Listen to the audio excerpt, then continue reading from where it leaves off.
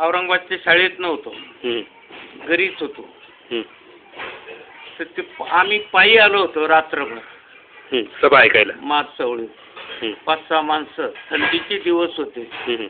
तर आम्ही ते शेकत शेगड्या, खूप काडी रस्ता राहता वरच्यावर, शेकत तर सभेला आलो. आणि ज्या ठिकाणी बसलो होतो ती जागा अजूनही आठवती, सभेच्या ठिकाणी. बाबासाहेब तर फार दूर लांब दिसत नव्हते, दिसले नाही, पण त्या सभेला आलो होतो. का त्या सभेला गर्दी होती, तर त्यावेळेस ते फुटाणे भेटले नव्हते खायला. अर्थात लोक त्याच्या भाकरी खूप बांधू आणायचे. त्या सभेला हजर होतो. मग त्या सभेमध्ये बाबासाहेबांनी सांगितलं होतं की तुम्ही आता घरी जा आणि गावकीचे कामं सोडा. तर मग लोकांनी सोडायला सुरुवात केली गावाकडे जाऊन. तर मग ते सांगतो ना, त्या सभेनंतर आपलं रजाकारीचे दिवस आले होते. रजाकार आणि पोलीस ॲक्शन म्हणतात त्याला. पोलीस ॲक्शन मला वाटतं 47 मध्ये झालं. 48 ला. तर त्यावेळेस तुम्ही गावीच होतो, शाळेत वगैरे, त्या गावच्या शाळेतच होतो. तर ते बरेच मुसलमान मारले. आमच्या इथे 7 मुसलमान मारले गेले. गरीब लोक होते, मागून खाणारे. रोज गावातच मागायचं आणि तेच खायचं. काही दादागिरी नव्हती, काही नव्हतं, पण ते मार. त्या वर्षी 48 ची गोष्ट. 48च्या 49 ला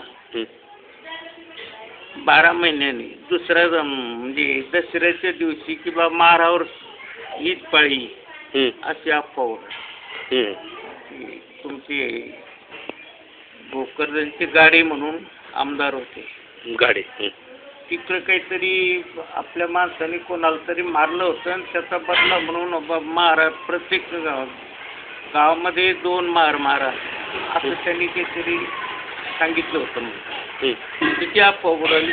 ती गावामध्ये कानोकान होऊन आपल्या माणसाला ते कळालं की बा ह्या गावामध्ये मारायचे 2 माणसं मारायचे. आता हे भेटले. मग आता अगोदर तर मुसलमान मारलेच होते. मुसलमान मारले होते, ती घाबरलेली माणसं, ती मुसलमान पुरायला आपली माणसं. त्याच्यात आमचे वडील, आमच्या तर त्या वर्षी म्हणजे 48 ला आमचेच वडील कामाला होते मार्कीच्या, म्हणजे ते गावकीच्या. ते 3-4 माणसं, ते 4 माणसं आपले, त्याची माणसं पुरायला होती. त्यांना मारलं की पुरून टाकायचं. ते एकाच घरातले 4, 3 मुलं आणि 1 वडील. गरीब माणूस, भीक मागून खाणारा. आमच्या वयाचे 3 मुलं आणि 1 आमच्यापेक्षा मोठा, अशी 4.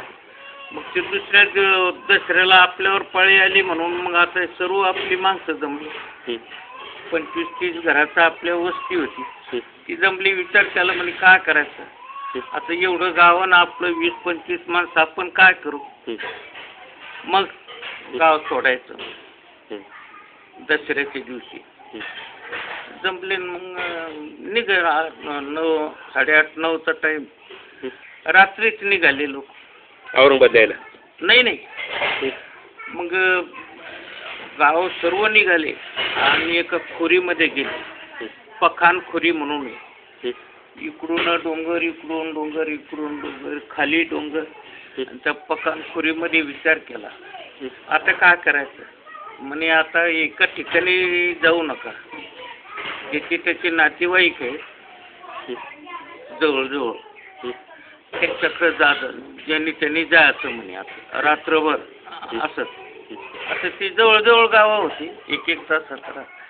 मग ते तिथं विचार करून मग फुटले तिथून 25-30 माणसं. तर ते मी थोडा मग वडिलांनी मला घेतलं बरोबर, की बा आपला एकुलता एकच मुलगा आहे. त्यावेळेस भाऊ लहान होता एकदम. बरोबर मला आमचे वडील, आमचे चुलत भाऊ, म्हणजे सख्खे चुलत भाऊ, आम्ही 3 त्या डोंगरानं चढून चढून आजंडावात आलो होतो. दिवस निघला तेव्हाच आजंडावात सकाळीच पोचलो आम्ही, म्हणजे दिवस निघायच्या अगोदरच गेल्यावर. मग काही आजंडावात आम्ही आजंडावात गेलो, काही नायगावांमध्ये गेले, काही हातमाळीत गेले, काही भाकरवाडीला गेले, असे वेगवेगळ्या ठिकाणी. आता नायगावांमध्ये गेल्यावर मग ते मला म्हणजे इतक्या सकाळीच कसं काय आले म्हणजे रात्रभर तुम्ही आणि ते दोघंच. मग ते सांगितलं अशी अशी घटना होती आणि त्यामुळं ते आमचं गावामध्ये एक माणूस नाही म्हणे आपलं. तर त्याच दिवशी नायगावांमध्ये एक लाडगावचे साळवे कार्यकर्ते होते, छोटे मोठे कार्यकर्ते होते आणि सांडू शिरसाट इकडचे सिल्लोड तालुक्यातलेच होते. सांडू एनडी पगारे हे 3 माणसं नायगावांना होते त्या दिवशी. मग ही माणसं आता नातेवाईकाचे 5-6 माणसं त्या नायगावात गेले तर सकाळीच गेले आणि ही माणसं मुक्कामाल तिथं. मग ते गेल्यावर म्हणे कसं का आम्ही इतक्या सकाळी. मग ते त्या माणसाला सांगितलं अशी अशी घटना आहे, गावामध्ये एक माणूस नाही फक्त बाया आणि बारीक पोर आहे.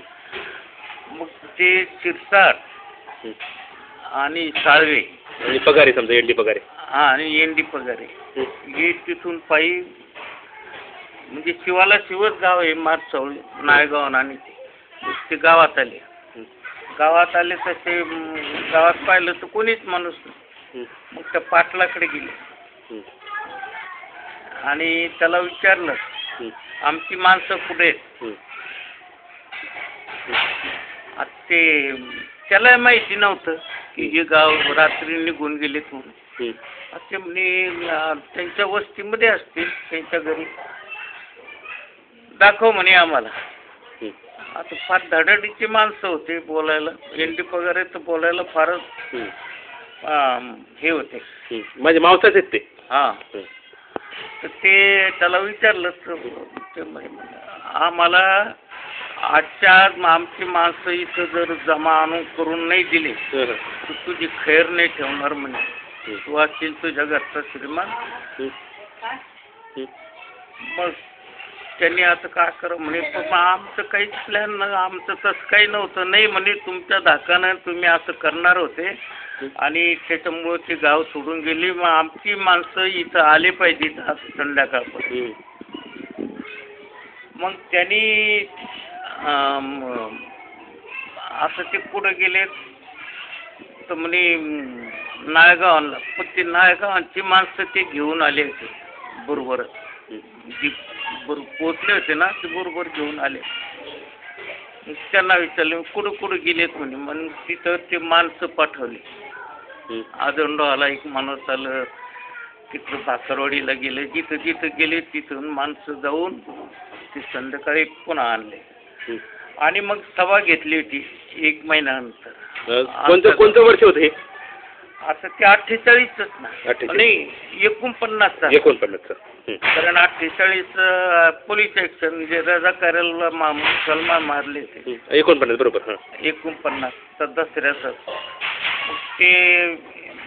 मग तिथं सभा आयोजित केली मारचौळीला आमच्या यांनी. मग ती सभा आयोजित केली. ती सभा 1 महिन्यानंतर घेतली. त्या सभेमध्ये काय बोलले आठवतं तुम्हाला, तुम्ही ऐकलं तर? हा, मग तिथं आता इतकं काही आठवत नाही थोडं, पण ती सभा मग ती सभेच्या दिवशी आजूबाजूची इतकी लोक आली की त्याला पाणी पाजायला आमच्या म्हणजे आपलं हे नव्हतं. पण मग ती सभा घेतली, ती मिरवणूक काढली त्या पाटलाच्या घरापासून. कोणाची म्हणजे बाबासाहेबांच्या पुतळ्याची का असं त्यांची स्वतःचीच? नाही फोटो होता की नव्हतं माहिती नाही. बरोबर.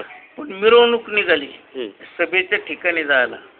मग ते नारे आमचे टकराएंगे वगैरे हे जे पहिले नारे देत होते, बाबासाहेबांचं जिंदाबाद, जय असो हे. आणि तिथं सांगितलं होतं तर त्यापासून ते गाव इतकं घाबरलं होतं की आपल्या समाजाला एक शब्द बोलत नव्हतं.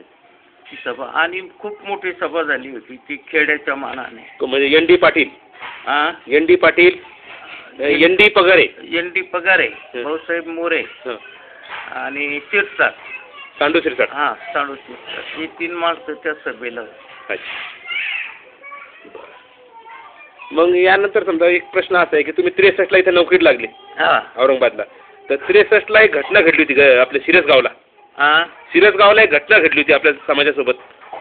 सभा 63ला. हा, सिरसगाव नावाचं एक गाव आहे इथं. हा ते आपल्या 4-5 बायकांना काहीतरी नग्न डिंड वगैरे काढली होती. ते बाईला हे नागडं करून हे मारलं होतं ना. तर ते गेलो नव्हतो पण ऐकलं होतं ते, पेपरलाच वाचलं होतं. कोणत्या पेपरला वाचलं होतं? मला वाटतं गावकरी पेपर होता त्यावेळेस.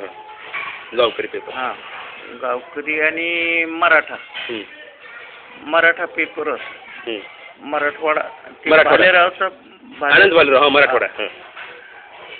ते 2 पेपर त्या पेपरला वाचलं होतं. तर ती बरीच मंडळी आपली गेली होती त्या गावामध्ये, मुलं बाळ. आम्ही नव्हतो गेलो पण ते बराच धिंगाणा. मग ते काय मोरे साहेबांनी काहीतरी जाऊन तिथं तडजोड वगैरे केली होती. तुमचं मोरे साहेबांशी बोलणं झालेलं का असं कधी? बोलणं असं डायरेक्ट असं गप्पा वगैरे नाही झाल्या, पण जवळ जाऊन जय भीम वगैरे हे ते. कारण ते आमच्या साडूचं गाव आणि त्यांची सासरवाडी एकच, निरगुड पिपरी म्हणून. त्यांची सासरवाडी निरगुड पिपरी होती, देडे म्हणून त्यांची सासरवाडीचं, आणि आमची साडू तिथं. त्याच्यामुळं ते अधूनमधून 1 का 2 वेळेस, जास्त नाही भेट झाली, 1-2 वेळेस असं भेट झाली. बरं, त्यावेळेला समजा असे कार्यक्रम वगैरे व्हायचे समजा आपल्या समाजाचे, तर काही असं तुम्हाला निमंत्रण पत्रिका, काही हँडबिल वगैरे भेटायचे का या कार्यक्रमाला सर, असं या कार्यक्रमाला याला या, ही पत्रिका असं? नाही, तसे काही हँडबिल नाही का? हां. बरं, ठीक आहे.